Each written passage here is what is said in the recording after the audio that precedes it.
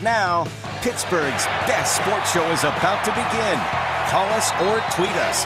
We got things to talk about on the Ireland Contracting Nightly Sports Call. Thank you very much, Kim. Good evening, everyone, and welcome to the Ireland Contracting Nightly Sports Call right here on the Bordas & Bordas Hotline. Bob Pompiani back in the hot seat tonight, taking your calls at 412-575-2600. Give us a shout. Give us a tweet at KDPomp. We have a lot to get into today, beginning with a busy day, NHL free agency, and the worst-kept secret in Pittsburgh sports for the last 5 days. Jack Johnson did officially sign his new 5-year deal, $16.25 million from the Penguins today. He drove here from Columbus with his wife to try to look for a new place to live. Had a good press conference where he and Jim Rutherford both took a couple of shots at the Columbus Blue Jacket organization, which has resulted in John Tortorella implosion, basically. I mean, he just erupted tonight with some of his comments, which I'll read to you as we go on in this program. I'll have them graphically for you at 11 o'clock on KDK TV Sports. But he didn't like what Jack Johnson said about arriving to a team with a winning culture. Took exception to that. Also, Jim Rutherford said he didn't agree with the fact that Johnson was a healthy scratch in the playoffs. Didn't understand why it wasn't his performance. Well, Tortorella disagreed with that, too. So we have some comments coming up.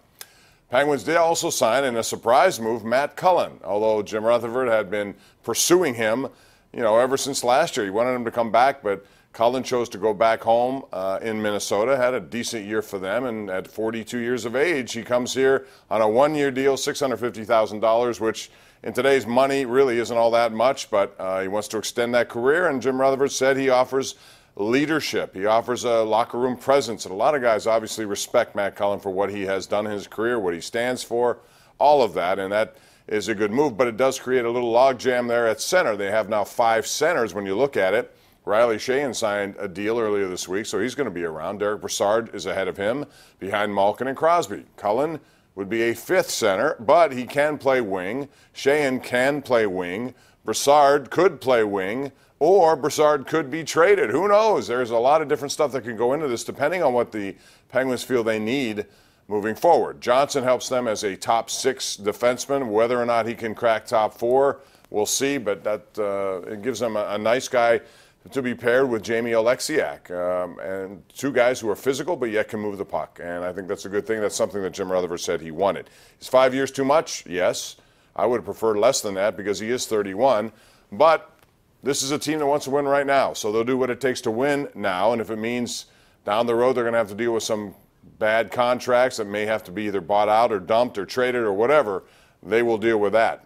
Same is true of Patrick Hornquist. He got a nice deal from the Penguins before he ever got to unrestricted free agency, and just imagine if he were there today, how much he would have gotten based on some of the contracts that we have seen. But he signed here 5 years, and who knows what it would be like in 5 years, but for the next couple, when this window is still open, the Penguins have every opportunity to think of themselves as an Eastern Conference contender.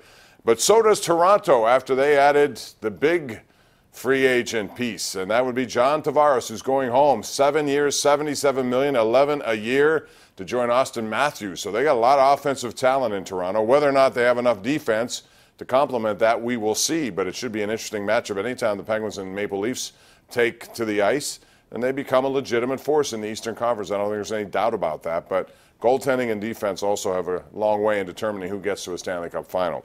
412-575-2600 is that number to call. Let us know what you think about that and other signings.